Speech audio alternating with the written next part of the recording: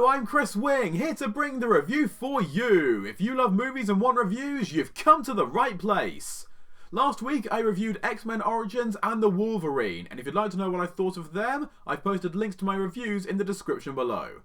But now it's time to finish the Wolverine solo movie reviews by sharing my thoughts on the highly anticipated new release, Logan.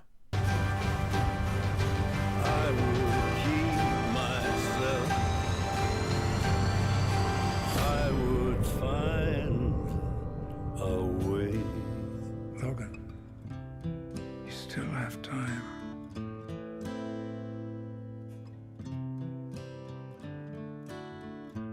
This action drama film once again reunites director James Mangold and star Hugh Jackman, alongside Patrick Stewart, Stephen Merchant and Daphne Keane. Taking inspiration from the Old Man Logan story, this third and final solo film for the title character, and 10th X-Men movie overall, takes place in a time where the mutant race has all but gone extinct, with Logan now reduced to an aging, lonely and abrasive man whose strength and powers are fading fast. He is thrown back into action when he reluctantly agrees to take an 11-year-old girl with identical powers across the country after she is pursued by a ruthless team known as the Reavers. After being widely promoted with one of the best trailers in years, a brutal, bloody and haunting preview set to the goosebumps-inducing sound of Johnny Cash's Hurt, Logan does not disappoint. Not only does it deliver so much to be far and away the best of its protagonist solo films, it's also one of the best entries in the entire X-Men saga.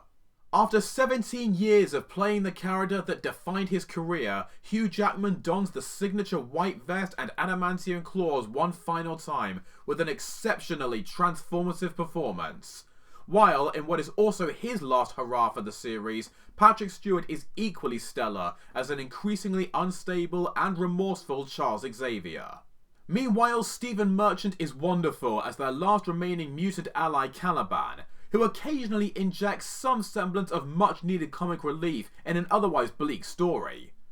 Boyd Holbrook and Richard E. Grant provide great turns as the deviously intimidating leaders of the villains, while in her first motion picture role, Daphne Keane is terrific as the ferocious mutant child Laura, even if much of her dialogue is limited to just growling and screaming.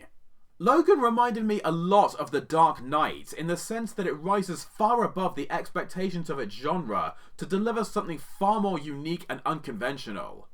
Sharply directed with a western theme, this is a picture that may lift its characters and inspiration out of comic book pages, but that doesn't make it a comic book movie, at least in the traditional sense. There are action sequences, but there's no flashbang spectacle to them. And there's no shortage of relentless bad guys, but there's not really any, quote, good guys, end quote, either. As evidenced in the title and closing credits, this is not a Wolverine movie, it's a Logan movie. And while he may serve as the protector of this hunted child, he's not a hero here, super, anti, or otherwise. Instead, he's a bitter, weary, and lonesome individual with nothing left to lose. Throughout the road trip that he takes to guide and protect Laura, his physical and mental vulnerability effectively makes the film an extremely compelling and powerful character study. One that explores deep and identifiable themes of depression, isolation, and picking yourself up to keep fighting for something or someone.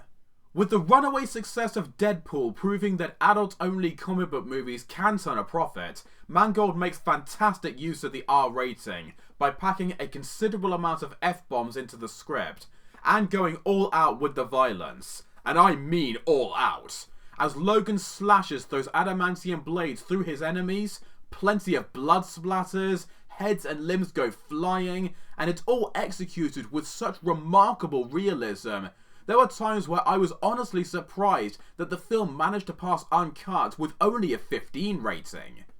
The violence never feels excessive or gratuitous though, and always matches the film's tone and atmosphere just perfectly.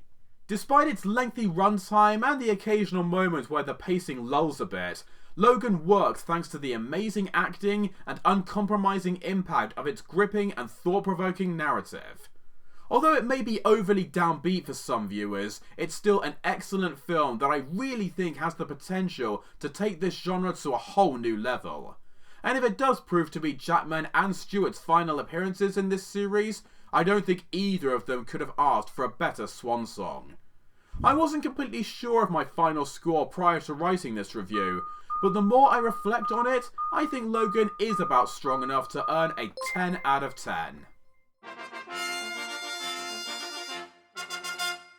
I said in my review for the Wolverine that maybe it would be third time lucky for the character to have a movie that reached the height of some of the greats, and with Logan, he's got just that.